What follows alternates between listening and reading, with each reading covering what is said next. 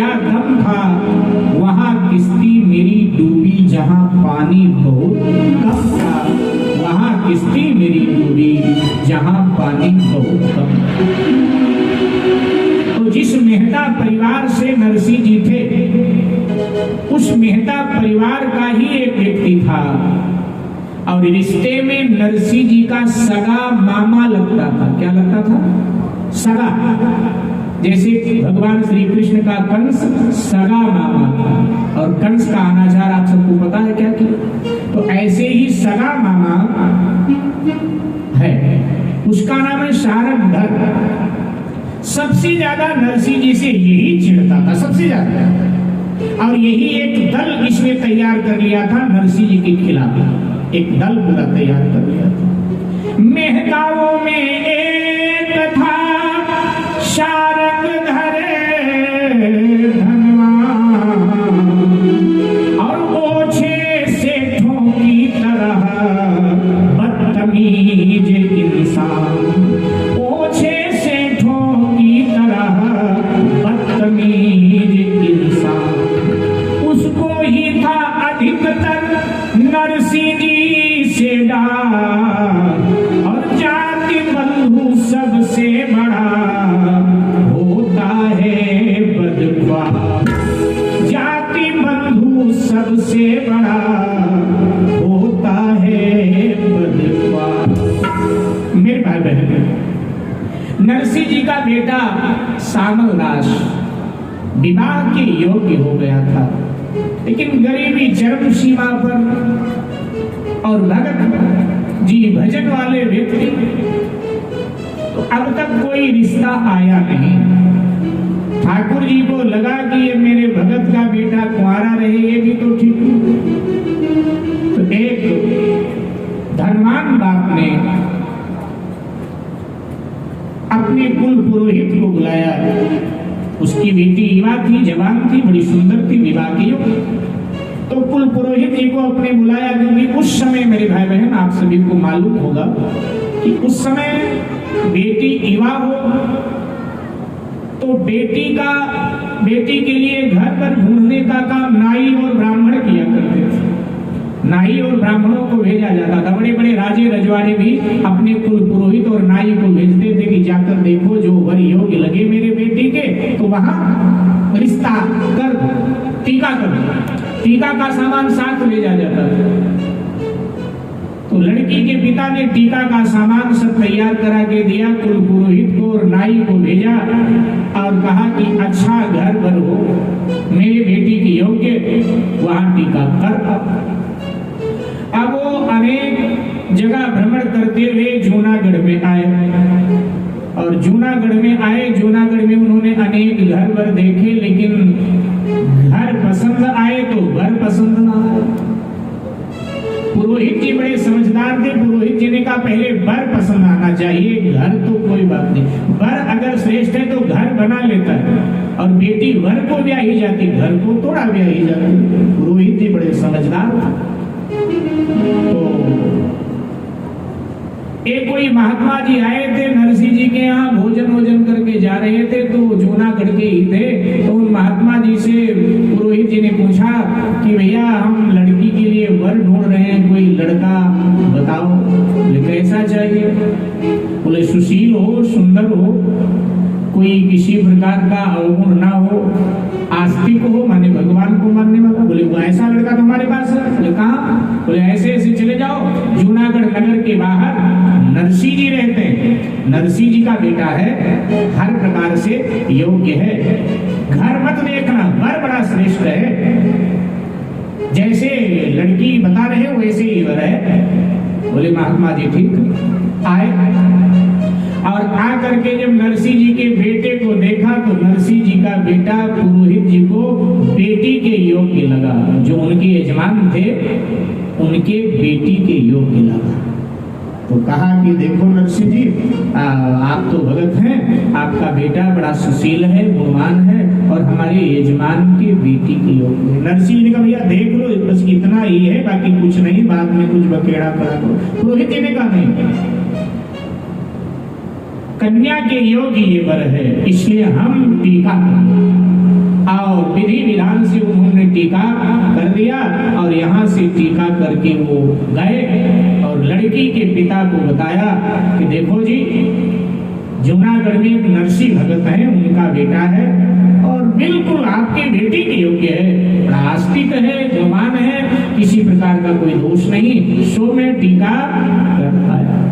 इधर मेरे भाई बहन जूनागढ़ में बात फैल गई कि नरसी के बेटे का टीका बहुत बड़े घर से आया और टीका चढ़ गया है और बस फिर तो क्या था, सबसे अधिक सारंगधर जल गया। अच्छा, टीका चढ़ गया है तो टीका वापस हो,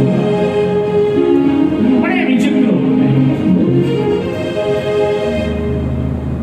देखो, वर कन्या के बीच में नहीं पड़ना चाहिए।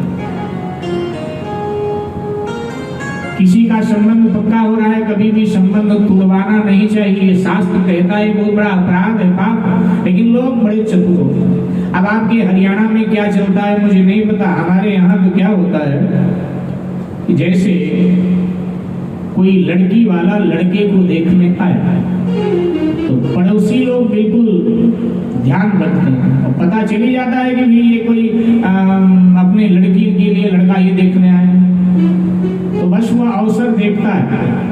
अब लड़के वाले लड़की वालों का थोड़ा सम्मान करते हैं, बिठाते हैं, अच्छा बैठिए बैठिए, यहाँ बैठिए, चारपाई डालते हैं, कुर्सी डालते हैं, बैठिए बैठिए, कहाँ से आए, वहां से, अच्छा अच्छा अच्छा। तो पड़ोसी कान लगा के रखता है और आंखें भी गड़ा के रखता है। अब वो देखता है कि लड़की वाले थोड़ा भीतर, लड़के वाले थोड़ा भीतर गए, चाय आदि की व्यवस्था करने, नाश्ता पानी को धीरे से आता है, बस वही लड़की वालों के बीच में बैठ जाएगा। अच्छा भैया, राम राम, नमस्ते, अच्छा प्रणाम, कहाँ से आया हूँ, फला जगह से, अच्छा अच्छा, बेटी के लिए लड़का देखने, हाँ हाँ हाँ, नहीं ये लड़का हमारा बहुत अच्छा है जो देखने आए हो ना, धीरे से, ये लड़का हमारा बहुत अच्छा है, लेकिन क्या है जी कि बस है बहुत बढ़िया, कोई दिक्कत नहीं है, लेकिन बस थोड़ा सा खांसी आती है।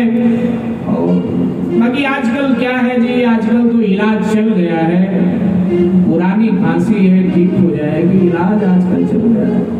तो पूछता है कि क्या पुरानी खांसी माने टीबी है?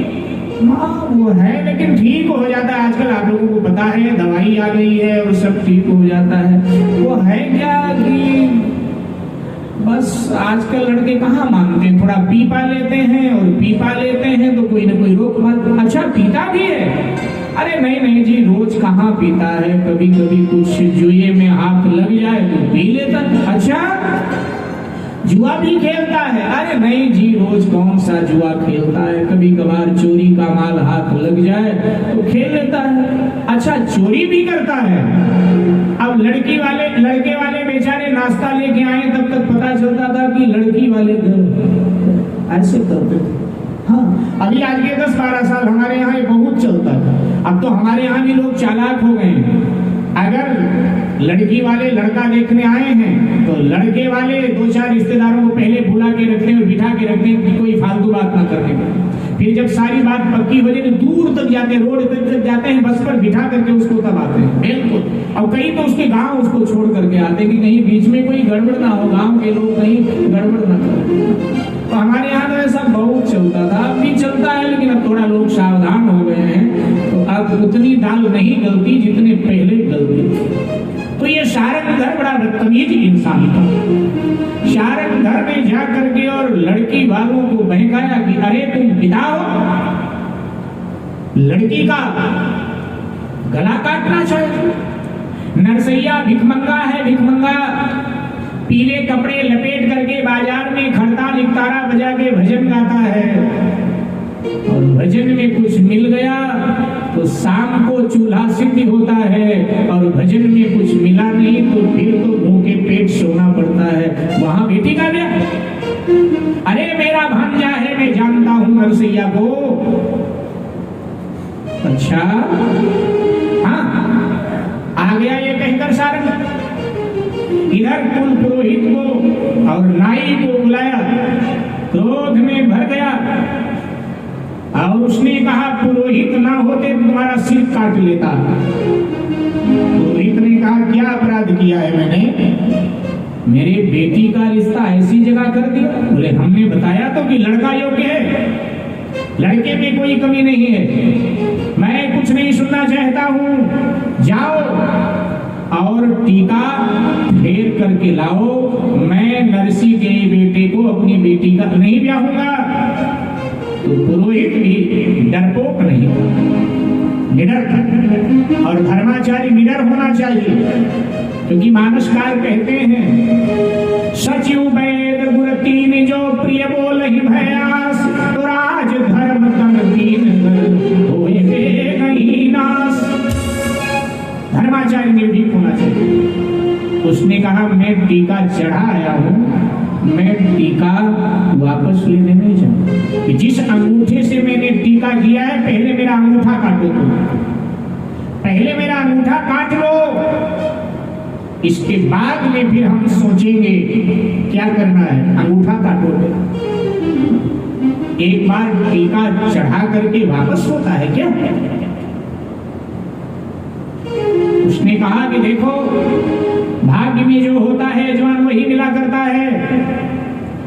अगर तुम्हारे लड़की के भाग्य में सुख होगा तो नरसी के यहाँ सुख से रहेगी, और अगर दुख होगा किसी राजकुमार को ब्याहोगे तो भी जीवन भर दुखी रहेगी। ये ब्राह्मण का वाक्य प्रमाण मानना, मेरा अंगूठा काटो और फिर मैं टीका वापस लेके आता हूं। और जब दृढ़ता से उसने कहा अंगूठा काटो, तो अब थोड़ा यजमान ढीला हुआ, और लड़की के माता पिता ने दोनों ने कहा कि आप पुरोहित जी ठीक कह रहे हैं, जो बेटी के भाग्य में होगा वही होगा। लेकिन सुनो, इस शहर में हमारा बड़ा नाम है, हमारे बड़े बड़े रिश्तेदार हैं, तो आप नरसी जी पर ये संदेशा भिजवा दो कि बारात बढ़िया आनी चाहिए। बारात ठाट बाट से, कहीं बाबाओं को लेकर के ही आ जाए, बारात ठाट बाट से, ठीक। पुरोहित जी ने नरसी जी पर संदेशा भिजवा दिया कि नरसी जी थोड़ा बारात बढ़िया लाना। नरसी जी ने कहा कि ठीक है भैया, मेरा एक यजमान है, चेला है सावल सा, तो उसी को बोलूंगा वही व्यवस्था करेगा, अपने पास क्या है, ठीक है।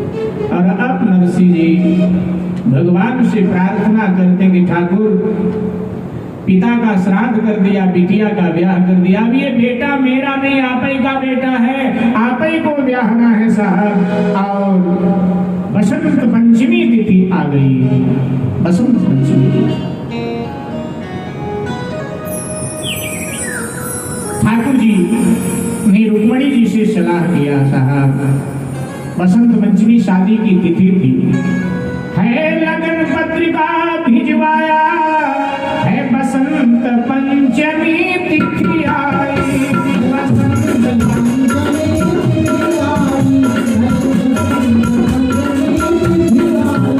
रुक्मणी कृष्ण ने आकर के सारी शादी है करवाई, सारी शादी है करवाई, सारी शादी है करवाई, सारी शादी है करवाई। बारात चली और पहुंच गई, बेटी का बाप सब देख लिया, बेटी का बाप सब देख लिया, बेटी का बाप सब देख लिया। अभिमान गया सारा उसका, है उसने कन्यादान किया, है उसने कन्यादान किया, है उसने कन्यादान किया। नरसी के चरणों में पड़कर अपराध क्षमा है मांग रहा, अपराध क्षमा है मांग रहा, अपराध क्षमा है मांग रहा। बाराती बड़े सजीले हैं, वो बारंबार निहार रहा, वो बारंबार निहार रहा।